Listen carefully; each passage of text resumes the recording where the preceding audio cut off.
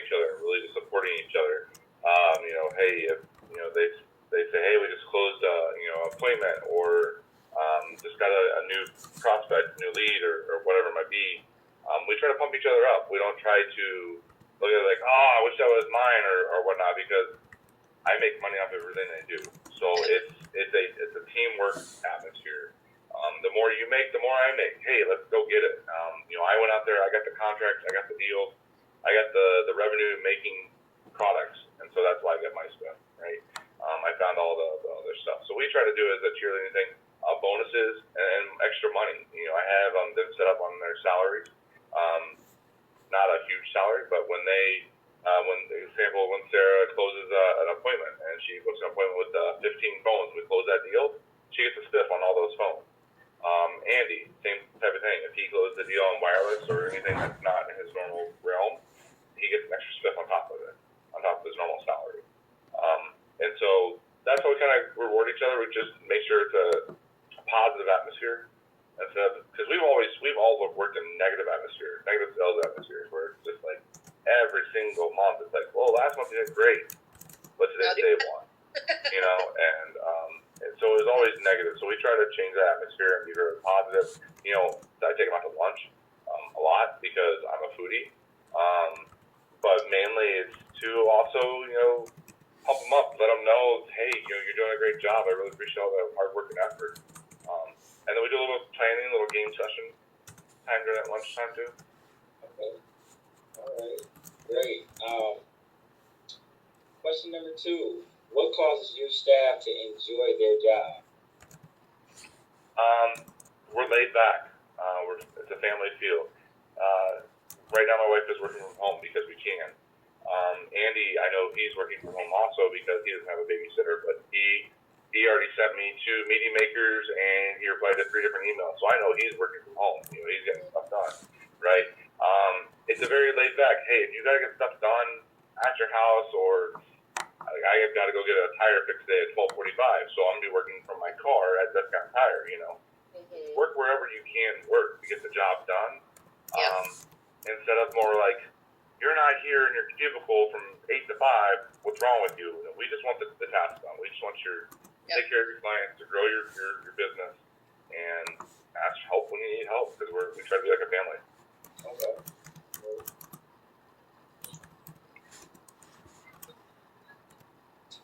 All right. Question number 3.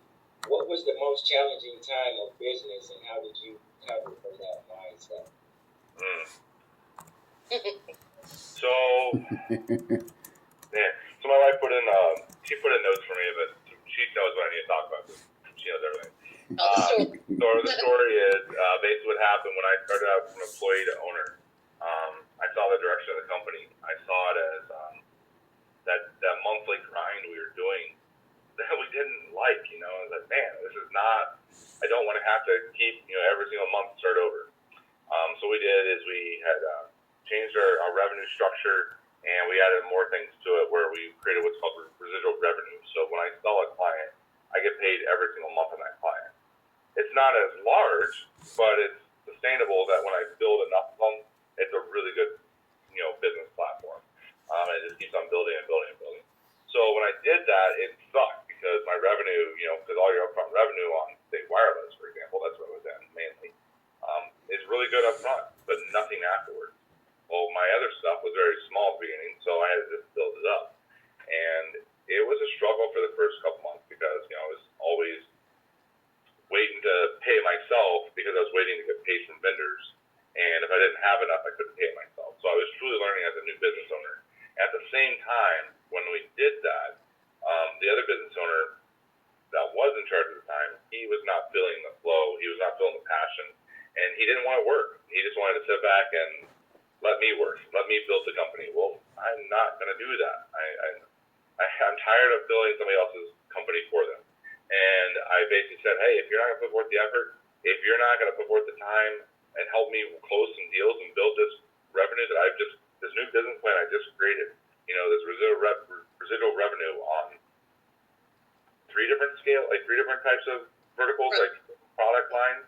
I'm adding 2 more next week. I have 2 new clients that are coming companies I'm working with, they want me to sign contracts with them. So the whole goal is to build more revenue-based things that I can, every time I sell something, I make something. He didn't like that. He didn't like the residual revenue where he had to start out small and build it. He just wanted to be handed it. And so I said, hey, well, I went and talked to the other financial investor, who is Rick Walton in town from Walton Insurance. And I said, hey, this is what's going on. This is how much the guy's paying himself, and this is what he's doing. And I said, I own the contracts. I wrote these, I signed them. They're all in my name. They're all my clients. Either he's gone or I'm gone. And Rick was like, how about you stay and we get rid of him? So we bought him out, and we just moved on with our new business plan. We just kept growing it and building it. And it's to the point where it's sustainable enough to pay myself and now 2 new employees this year. And it's just really taken off. So it was hard, but we're glad we pushed through.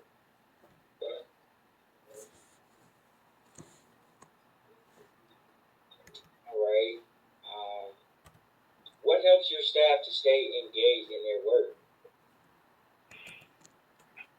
Well, we use our calendar. We use Office 365, so our Outlook is for one, but we use our CRM too, and that's synced to our calendar. So we set up a lot of tasks, a lot of meetings, We use a lot of HubSpot. reminders. Huh? Tell them we use HubSpot. That's what we use with our CRM that holds all of our business contacts and gives us tasks every day. That helps us stay engaged and on task. And then we also HubSpot. HubSpot. Yeah, HUB Spot. Okay. It's a free CRM. It's a great one to start with, and then you can add on from it. We've actually been able to integrate it with our Outlook so that every time I send or receive an email, that contact gets stored right to my CRM.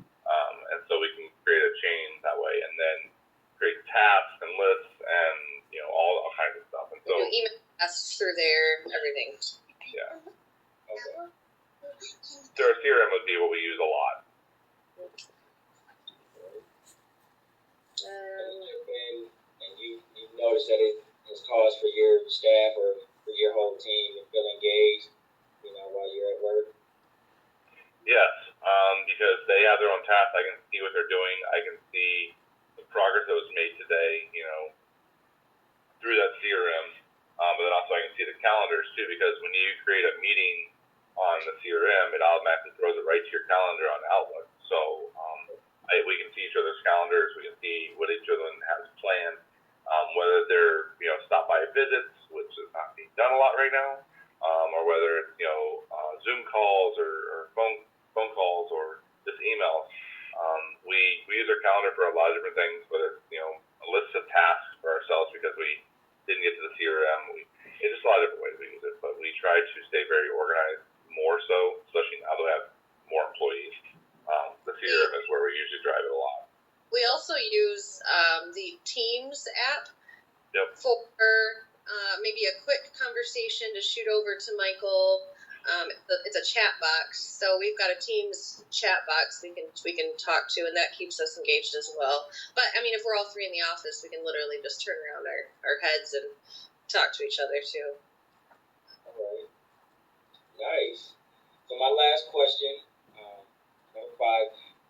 When was the most memorable moment of time when you were most motivated, and why?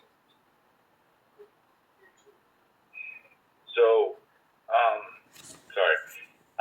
I'd probably say after closing my deal with the JPS High School this year, we worked with them to the virtual school, setting up we did 300 hotspots for the virtual school this year. And then we set up all 53 buses at JPS High School with routers to project Wi-Fi for the community so that the kids could get Wi-Fi where they stayed home and do their schoolwork there. That was probably the most motivated I felt because it was giving back to the community in a way that nobody else was doing that. It was just a really cool project to work on. The commission was nice and really helped out, and that was great. But I think what really was motivating was like, hey, I've got this. This is a larger project. It's something I haven't done before. It can be done. And It took a lot of conversations with them to get them to pull the trigger. And so Michael was very he was working on it for a long time, and finally, when we closed that, it was just this celebration, So that gets you motivated and realizes that you can realize the business is viable, and we now have enough money in the bank to do some marketing and some things that we had really wanted to do. Nice. All right. Well, thank you so much. That was, all of my questions that I have for you. Really appreciate you answering them for me. Not a problem. I just want to add that the making the school buses the hotspot thing, that's amazing. Thank you. That's Yeah, no wonderful. I saw it in the newspaper a little while Did you? back. Yeah, I thought it was very, clever, genius almost, so to speak.